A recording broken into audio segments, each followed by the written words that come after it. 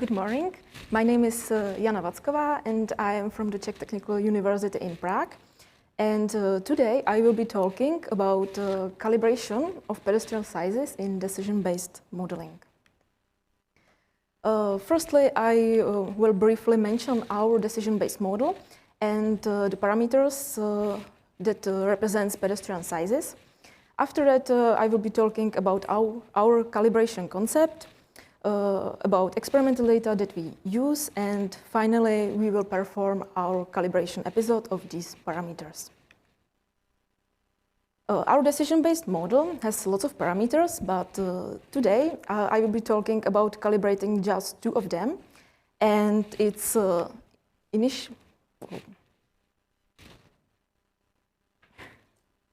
I'm sorry.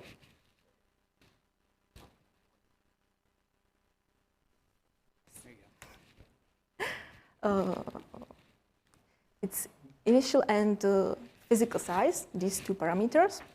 And we can see them in the figure.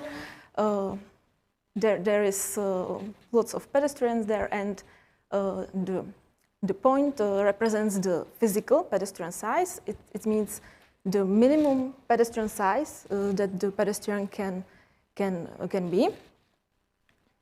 And the dotted circle represents the initial pedestrian size, which means the maximum pedestrian size. It's the maximum pedestrian size. And in our model, our pedestrians can resize during the movement in the room, and their social size is between the initial and the physical pedestrian size. And these two parameters we will be calibrating today.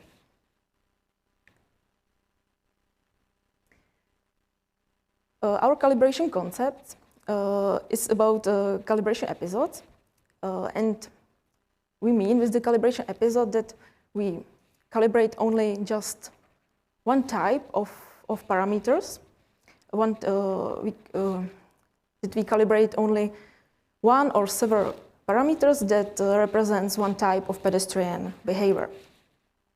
So today we will be calibrating two parameters represents pedestrian sizes, and the other parameters of the model are fixed at this calibration episode. And for calibrating, we need calibration quantities, which we'll be defining later. For calibrating, we use experimental data. These experimental data were measured at our faculty a few years ago. We can see that there is 3 entrances and 1 exit, and the volunteers had a job that without pushing or running, they had to go through the room and go out through the 1 exit. And we had 10 runs of the experiment, and these runs were measured under different conditions, under different inflows. So we have data for congestion and for free flow.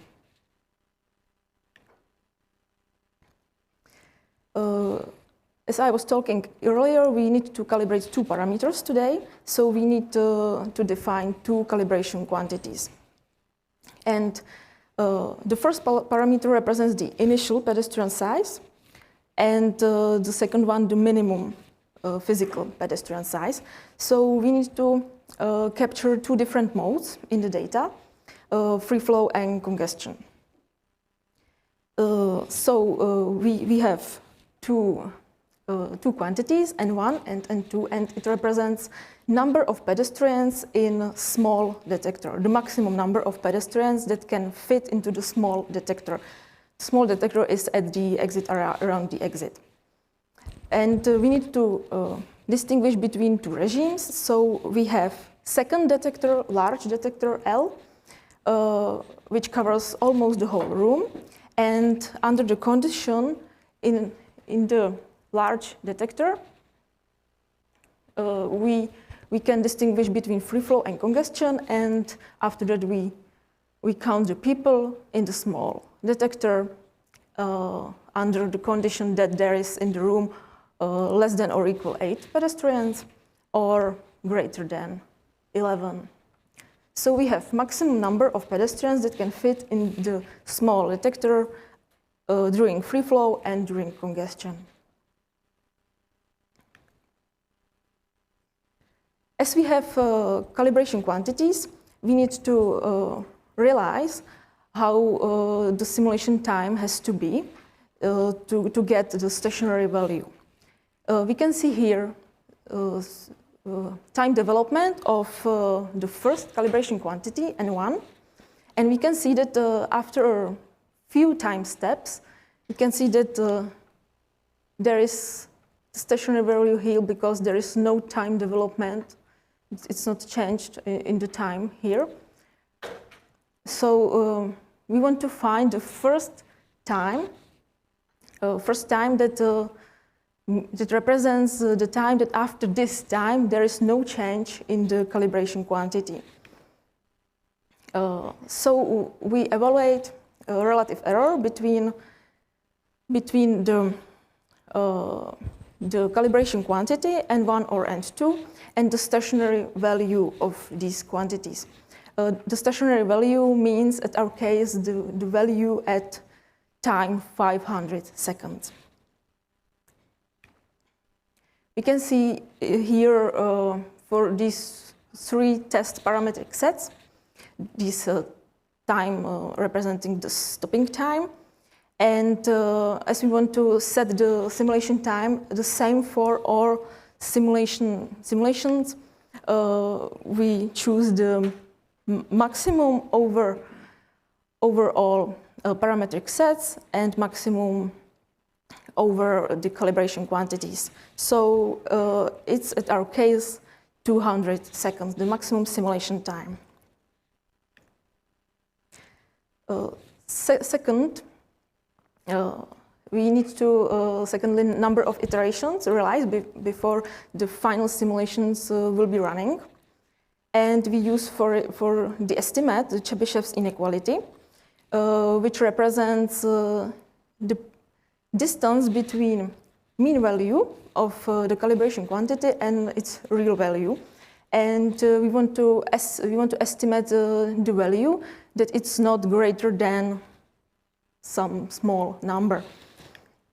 And we can see here that for N1 it's on the left and for N2 it's on the right. And we can see that the error is very low for N1 and very low for N2, but not for the second test parametric set. We can see that there is some kind of huge error here, but in the experiment we obtained the error around one pedestrian. So we choose 50 iterations for our simulations, and we know that the error is at worst the same error as in the experiment.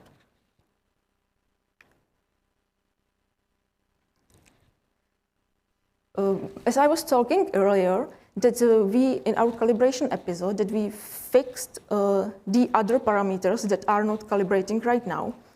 So we need to perform a test before final simulations. Firstly, we want to see that if we change parameters, if we change the calibrating parameters, we can observe the change in the calibration quantities, because we want to see that the system is responding for the calibration quantities that we have designed. So we can see the values of N1 and N2, the two calibration quantities, for the test parametric sets, and we can see that there is a response because the value is changing through the parametric sets. So it's good, and we can move on. And the second couple of figures, there is again N1 and N2, and it's other test parametric sets, and in these parametric sets, we change the other parameters, the parameters that are fixed during our calibration episode and that are not calibrating right now. And we want to see that there is no change in calibrating quantities, because if the change would be here, we would need to calibrate the parameters with our pedestrian sizes. But there is no change, no significant change, of course, because it's not deterministic. And then we can move on to final simulations, because it's almost constant. And finally, we perform our calibration episode. And we perform it at our simulation time for more than 100 parametric sets and at 50 iterations. And finally, we want to choose the best option for our model, best option of the parametric set. And first method that we use is hypothesis testing. That we, for each parametric set, we test the null hypothesis that the mean value of our calibration quantities is equal to mean value at the mean value of the calibration quantities at the experiment. This method is great for our case because it works with variances. So it takes into account the variances of the data set in the experiment and also in the parametric set in the simulations. So the optimum set is then defined as the parametric sets that has p-value of the test statistic greater than alpha, which is the significance level of this hypothesis testing. And to be compared with any other method, we use very standard method as the minimization of an objective function, and we choose the simplest one, the Euclidean distance. So we count for each parametric set simply the error as the Euclidean distance from the experimental value. But this method has weakness that it does not work with variances of the parametric set. So maybe it's not that precise as the hypothesis testing. And we define the optimum set of the values as the top 10% with the smallest deviations. And here we can see the results. On the left, there is a figure for hypothesis testing, and on the right, there is Euclidean distance results. And with the dotted line, there is depicted a triangle which represents the whole parametric space. There is SS is, I'm sorry, S it's the initial pedestrian size, and with tau S it's the physical pedestrian size. So it's the minimum size of the pedestrian. And we can see that the optimum sets for these two methods are very similar. The reason is that the variances at our parametric sets were very low because we had 50 iterations. So the optimum sets are very similar. However, with higher variances, it would be much precise results with hypothesis testing. And there is a table with hypothesis testing results. There are p-values for each parametric set that is in the optimum set. And for further calibration episodes, we can choose any value of this table because it's an optimum set. We choose the value 111. It's the fifth best. Because there is greater differences between the initial and the physical, the minimum pedestrian size, and we believe that it would be better for other calibration episodes and the social compression that would be modeled by these values better. To conclude, I've presented our concept of calibration episodes. We designed the episode, we set up their properties, and we could see that the statistical approach brings many benefits because it works with variances of the data. Thank you for your attention, and if you have any questions, feel free to ask me.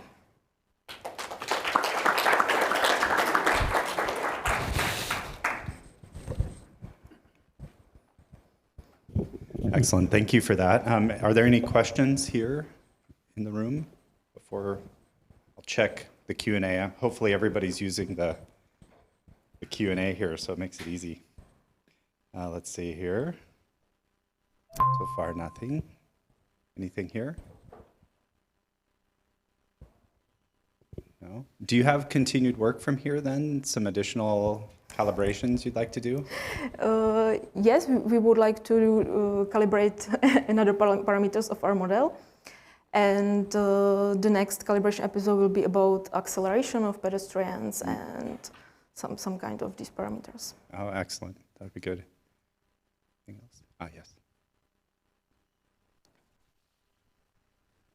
We thought about opening up a gap here in the rows. It would have been easier. Sorry. Yeah, I need the steps. Yes, exactly.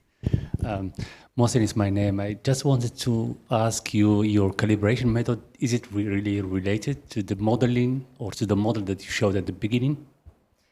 Yes, we were calibrating our decision-based model, yes. Yeah, but you showed the model like basically your pedestrians get bigger and then smaller. In our model, it can be only smaller because of the geometry that we have only one room that the pedestrians come into the room and walk through one exit, and it's the end. Yeah, could you maybe show the slide so that I can show you what I mean? Yeah, here. So this model, it looks a little bit interesting. You know, what my understanding is the pedestrians, they are a little bit bigger at the beginning, and then at some point they get smaller, maybe at the exit. Or, yes. And then they get bigger again. Is it like this? Not bigger again, but yeah, it's changeable very easily. So yeah, it could be bigger again. Yes, they are smaller because they meet other pedestrians, and it's the type of how we model the social compression. So near the exit, they are the smallest, we can say, because there is high social compression. Okay, now I understand correctly. So now I come to my question, which is, so if you assume, first question, if you assume that the circles, they are constant size, this does not affect the calibration work that you showed in the next slides. Is it true? Constant size? Yeah, just they don't change their size, it's just say, 20 centimeters or so. It's, you mean that the pedestrians are at the initial size for the whole time? Yeah, from the start of simulation to the end, they never change their size. This is... we tried at the design of the model, during the development of the model, but that was not very good results because the model was almost at all times stuck near the exit. Yeah, okay. Makes sense. So from this reasons we put the other size, and it's much better results for now. This makes much sense because they are symmetrical and then they will get stuck at the exit. So did you think about taking some asymmetrical shape, like say ellipses? No, we tried only the circles, but the resizing of the pedestrians can asymptotically be understood as something like ellipse. Okay, yeah. Thank you. Is there a bias in the data collected due to the participants of the data set? Or the data that was collected for the participants that you're using for calibration? Is there any bias that you've noticed based on the participants themselves? Like for size or behavior or anything like this? The participants were undergraduate students, so maybe they could be more social compressionable. Okay. Okay, that's a good answer. And is there any calibration for cultural parameters, like maybe somebody being more forceful, pushy, or maybe more personal space, some cultural dynamic. No, we don't have Not it, but it's easily changeable. But our experimental data set that we use for the whole calibration process, we have only the undergraduate students of one culture, so Okay. we don't change. Okay. Okay. Me too. Sure. Go Sorry, ahead. sorry. So, what is in the experiment the size of pedestrians? You track the trajectories, right? Yeah, we have trajectories. So, and for that, maybe just a hint, there are also other experiments, so you have more data that you can use. But for this experiment, I'm interested to know what is the size of experiment of pedestrians that you extract from the experiment, because it's about calibration of size.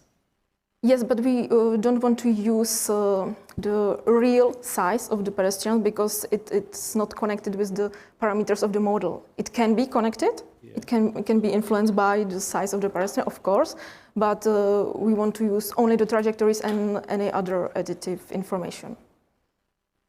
Okay. It's okay. And I think last question. Do we have some time? Anyone else? Guillaume? Yes. For this calibration, you asked a volunteer student to make an experiment, and my question is related to the previous presentation. Is there any obstacle so that this video would be available for the community? Would there be a possibility to have all those video for other purpose, like the question we ask for the airports, or is it something that will just be forgotten for everybody? I'm not sure that I understand your question. No, my question is about availability of the video capture you made. You made experiments with volunteer students, and previously we were thinking that it's a shame that we don't have the video of the airport because there are a lot of confidentiality issues behind that. And those kind of experiments you did, is there an obstacle so that it would be available? I'm not author of the experiment, so maybe. Okay. Good question. Hello, my name is Pavel Hrbák, and I participated in the experiment. So actually, there is some automatic recognition underway, which improves the data Jana has for disposal. And we want to present those data recently. The whole data set, the videos, and the trajectories. So will this be available in this? Maybe? Depends on the... Okay, okay. As always, okay. Anybody else? Okay. One more, last question. My question is, could you give more details about how you conduct the experiments? Like I say the binary code, what is it for? The binary code. The slides, yeah. Yeah, I don't know what it means at the top left. Yeah. What the binary code mean? Yeah, That's your question. Yes, it's ID of every pedestrian that attended the experiment, so we can distinguish between them. We don't use it for calibration, but it's useful. Okay. So just an identifier for each person. Yeah, why you just why you just label using numbers? Is also okay? Oh, is it easier to extract Yeah. the binary from the video using a code, or why not just a number like 20? Yeah. These numbers before it was impossible to extract. Binary code is much simpler. Okay. Yeah, I think it may be easier to use different colors, different kite with different colors. Color is problematic. So it's just like you want to identify them easier in softwares, like AI to identify each pedestrian. Maybe we can discuss that. Okay, good. Thank you. Thank you. Okay, thank you very much. We appreciate your talk.